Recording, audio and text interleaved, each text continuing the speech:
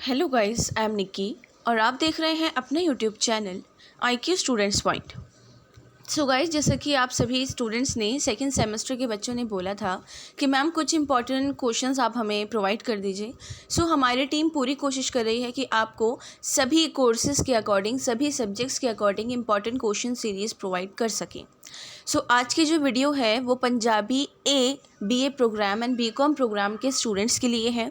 पंजाबी ए में किस टाइप के क्वेश्चंस आते हैं, किस टाइप के आ सकते हैं और उसका आंसर राइटिंग आपको कैसे करना है, वो चीज़ हम इसमें डिस्कस कर लेंगे।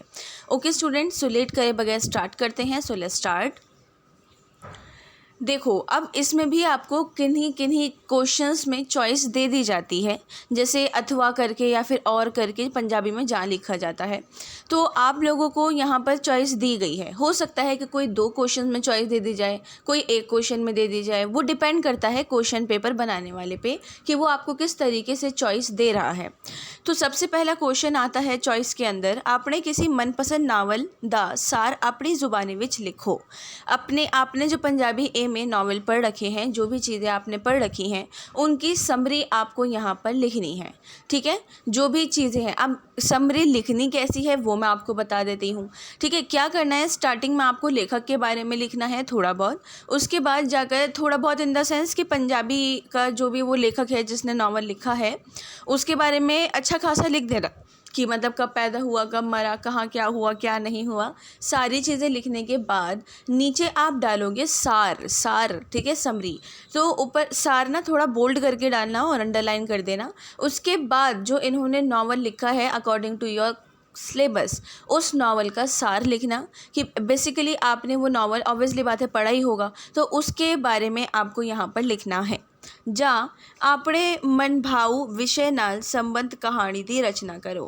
अपने मन भाव दे या मनपसंद दोनों एक ही चीज़ है, बिल्कुल भी कंफ्यूज मत होना। ठीक है, तो अपने किसी मनपसंद विषय टॉपिक नाल संबंध कहानी दी रचना करो। अब आप बोलोगे मैम कौन सा टॉपिक, क्या? देखो, आपने अगर अपना सिलेबस पढ़ रखा है तो उसके अंदर भी कुछ ऐसा आपको दे रखी हैं चीज़ें। अब आप ये लिखने बैठ जाओ कि यार मैं तो फलाने टाइम कहानी देखने गया था, लिखने गया था, गई थी, तो वो उस टाइप की चीज़ें यहाँ नहीं आएगी। आपने जो पंजाबी ए के अंदर पढ़ रखी है ना, उनमें से कोई भी एक मनपसंद कविता, भाषण जो भी है वो सब आपको पता होंगे, तो आपको यहाँ पर वो लिखने हैं। ठीक है, यहाँ पर आपको वो ही लिखने हैं।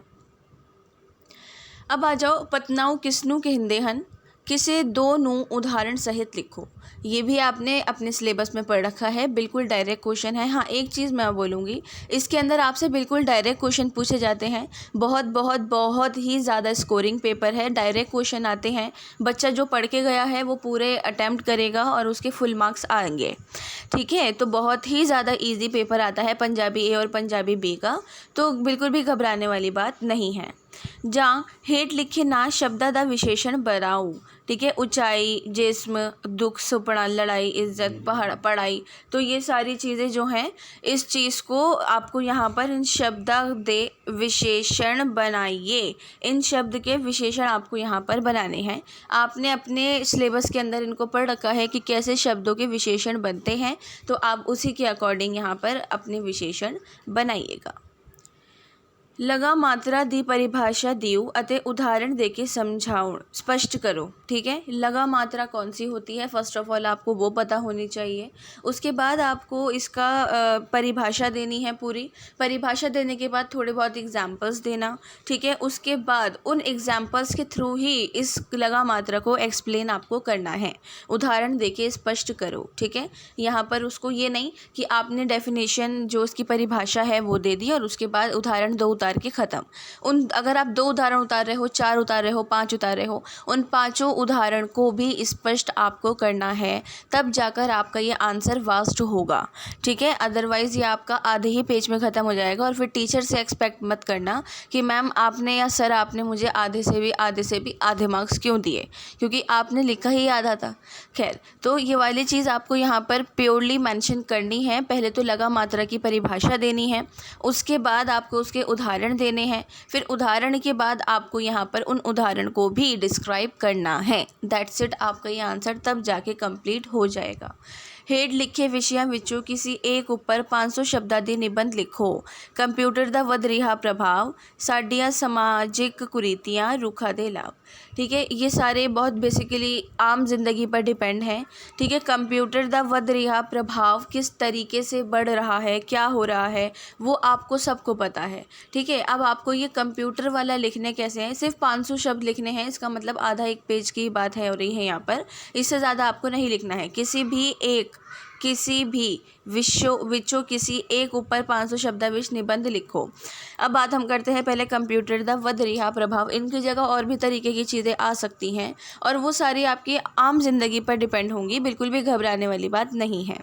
तो या फिर आपके सिलेबस के अंदर से आ सकती हैं। तो कंप्यूटर दा वध रहा प्रभाव के अंदर आपको लिखना है कि किस तरीके से कंप्यूटर ने पुराने टाइम से अब तक अपने आप को इम्प्रूव करा है, कैसे कैसे कंप्यूटर कहाँ किस रूप में काम आ रहा है, किन किन वर्ड्स में काम आया, किन चीज़ों में, जैसे जापान चाइना है, ये यहाँ पर तो बहुत स्टार्टिंग से ही सारी चीज़ें यूज़ होती हैं इलेक्ट्रॉनिक, स्पेशली कंप्यूटर, जो जाकर यहाँ पर या किसी और डेवलपिंग कंट्री पर वहाँ पर जाकर अब आई हैं। मतलब अब इन द सेंस कि थोड़ा टाइम हो गया, लेकिन बहुत टाइम बाद आई हैं, जबकि जापान चाइना में ये सारी चीज़ें पहले से ही थी।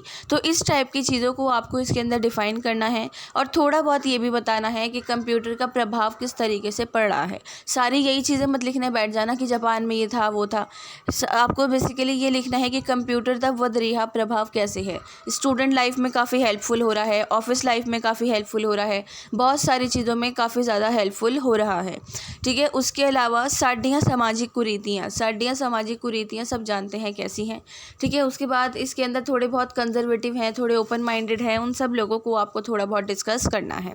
रुखा दे लाभ, ये बहुत नॉर्मल सा टॉपिक है, बस ये ध्यान रखना कि 500 वर्ड से ज़्यादा इसको खींच मत देना, अदरवाइज़ खींच भी दोगे तो कोई दिक्कत नहीं है, लेकिन मार्क्स आपको उतने ही मिलेंगे जितने 500 वर्ड में मिलने थे। ठीक है, भाई हो भी सकता है कि कभी कभी टीचर ये बोले कि जब 500 ही लिखने तो बच्चे ने इतना क्यों लिखा, तो कोशिश करना कि आप 500 ही लिख सको। हेठ लिखे अगेतर वरत को शब्द बढ़ाऊं तो उन्होंने वाਕਾਂ ਵਿੱਚ ਵਰਤੋ। दूर खुश हम सबर, इनके पूरे शब्द के वो बनाने हैं वाक और उनको उदाहरण के साथ एग्जाम्पल के साथ भी बताने हैं।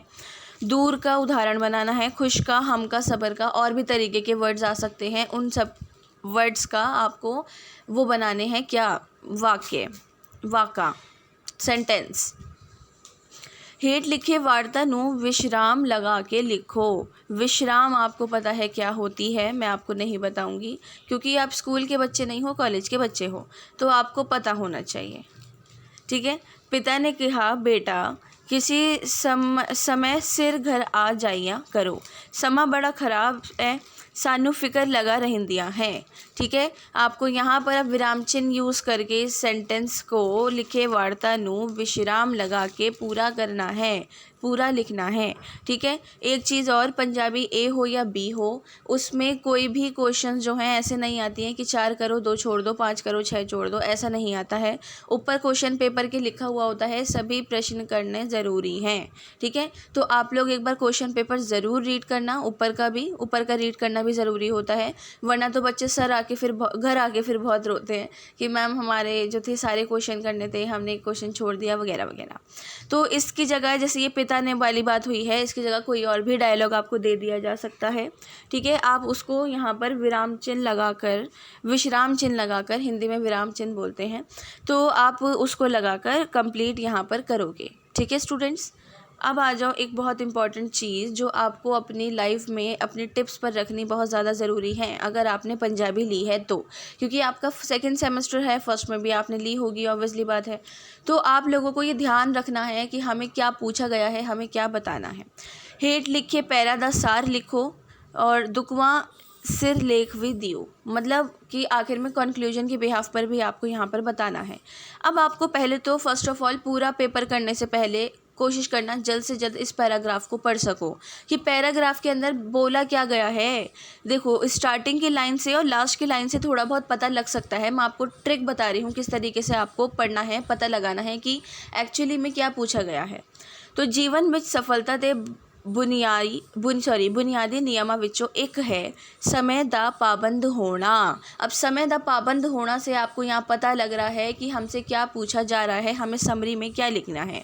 ਇਸ ਦਾ ਅਰਥ ਹੈ ਕਿ ਜੇ ਅਸੀਂ ਕਿਸੇ ਨੂੰ ਮਿਲਣ ਦਾ ਸਮਾਂ ਦਿੱਤਾ ਹੋਵੇ ਜਾਂ ਕੋਈ ਕੰਮ ਕਰਨ ਦਾ ਸਮਾਂ ਨਿਸ਼ਚਿਤ ਕੀਤਾ ਹੋਵੇ ਤਾਂ ਉਸ समय ਤੇ पूरा उतरिया जावे।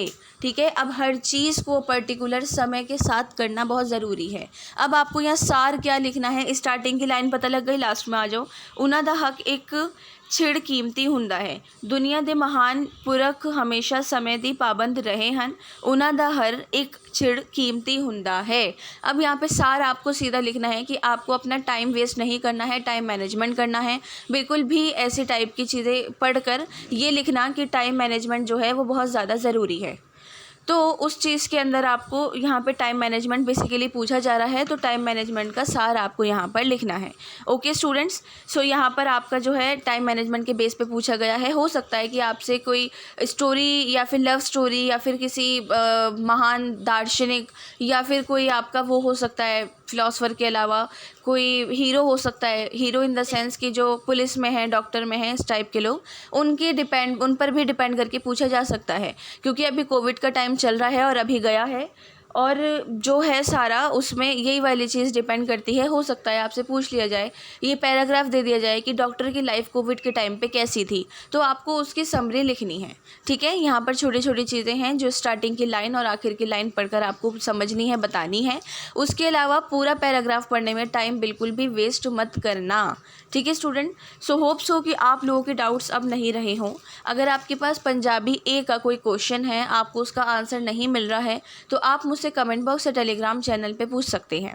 एक चीज़ और, अगर इस पंजाबी ए में इसमें से कोई क्वेश्चन का आंसर आपको नहीं मिल रहा है, तो आप अपनी बुक, जो भी आपने बुक परचेज़ की है या फिर सोल की बुक है, उसमें देख लो। बहुत डायरेक्ट क्वेश्चन है, इसके क्वेश्चन आपको मैं बता नहीं सकती हूँ। कैसे बताऊँगी, मतलब मैं भी आपको वही बुक भेजूँगी तो आप खुद ही उस बुक में देख लो। ठीक है, बाकी so thanks for the watching and best of luck all.